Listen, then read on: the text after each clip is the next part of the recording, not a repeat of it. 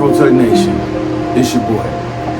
Today's show we're going to start out with a tribute and a big shout out and much love and sorrow that we lost a good one, Malcolm Jamal-Warner. Most of us grew up watching him as Theo Huxtable in The Cosby Show. He did a lot of great shows, a lot of great movies, a lot of great things. For us as Afro Tug Nation, part of our childhood, man. It's the kid that related to all of us. So we're gonna start today's show with a small tribute. Malcolm Jamal-Warner, Theo Huxtable. You're gonna be loved and missed, my friend.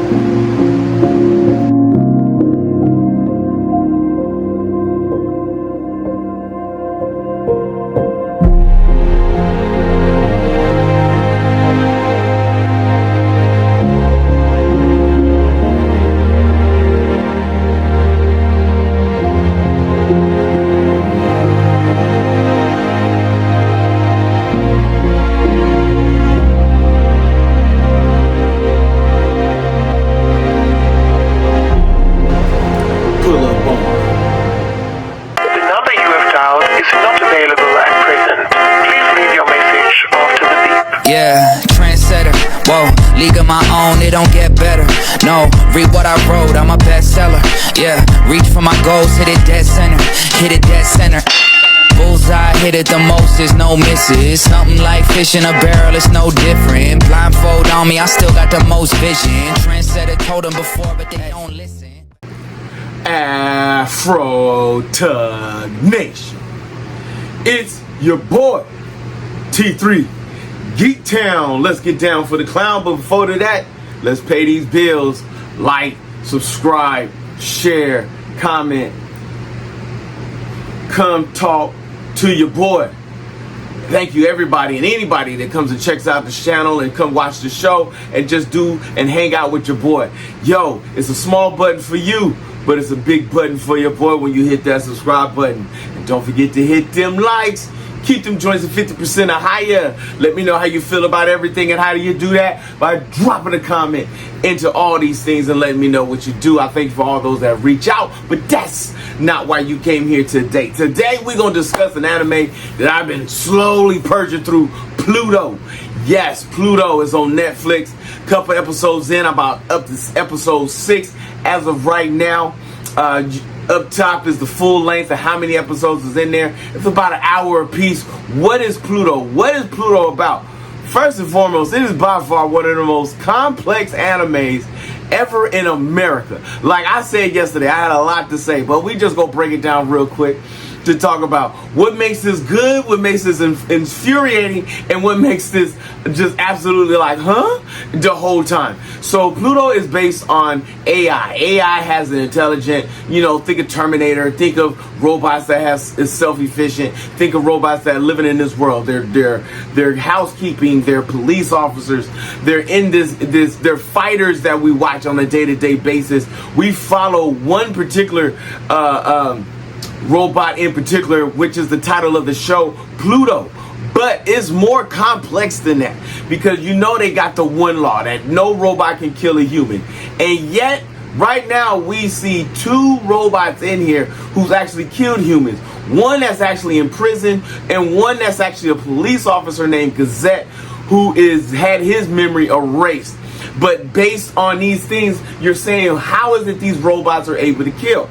Well, apparently once their system is in flux with emotion, and then it turns into a whole thing. But that's not even the beginning portions of it. Like, how do we get here? What is the whole premise of the show? Well, there is a robot out there killing other robots because of what happened in the Persian War.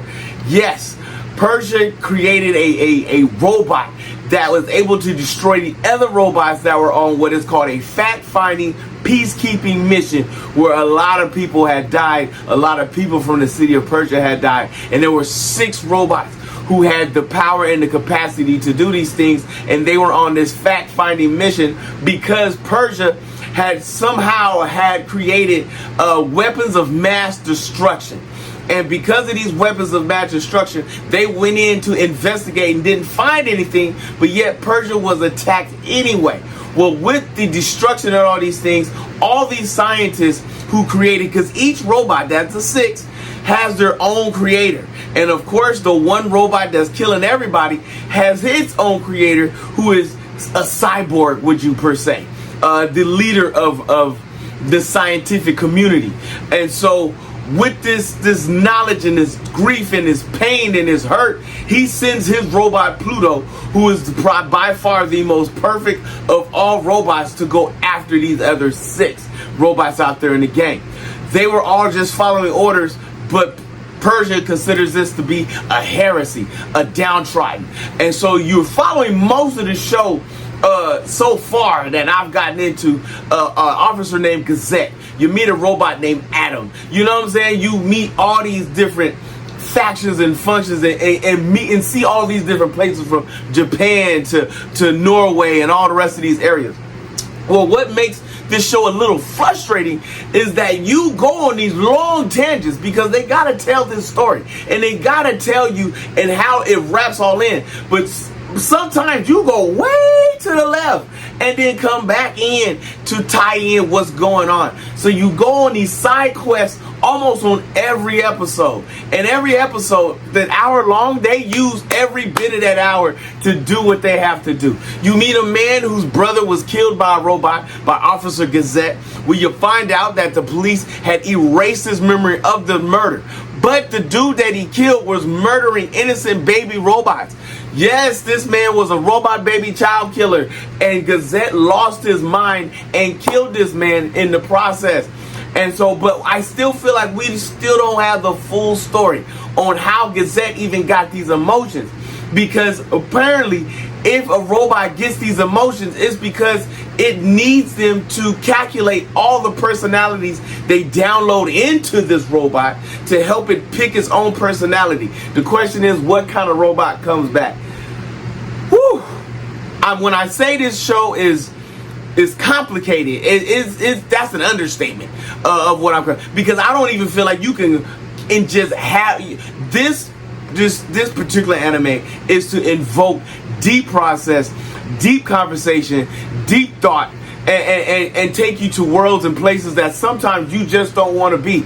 Because this one robot, Pluto, is killing on behalf of his master, but he wants to create a field of flowers in the desert. You know what I'm saying? It's weird and wild and crazy, and I can't stop watching. You know what I'm saying? No matter how hard I try, and be like, okay, I give up. I just can't do it. Give me some fun animation. Now I go back into the heart of it all. Oh my Lanta. I'm trying to tell you, you got to see it for yourself. That's all I'm going to really tell you. It's on Netflix. It's on there right now. Go jump in. But beware. Once you go down this rabbit hole, there is no coming back.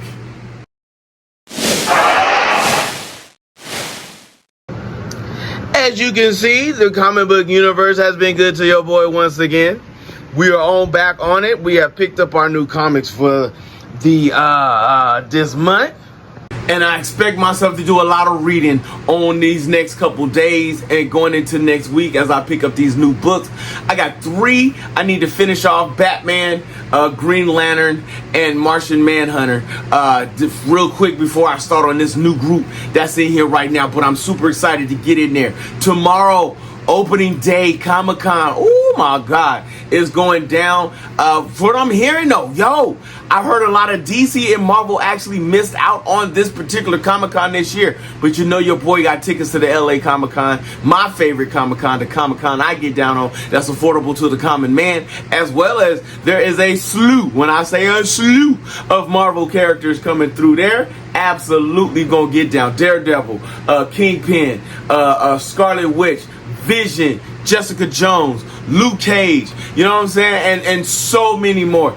I look to be, this is going to be by far one of the best 3 days I've spent in my entire life. Outside of my wedding day, this is going to be by far one of my best days ever. So until then, yeah, do you feel that? Yeah, feel that, yeah. Ride that groove into this day. But until then, if you see your mans in the street, woo woo, hit them with the beats, hit them with a jingle jangle, baby, jingle jangle. I see the crystal raindrops fall, and the beauty of it all is when the sun comes shining through to to make those rainbows in my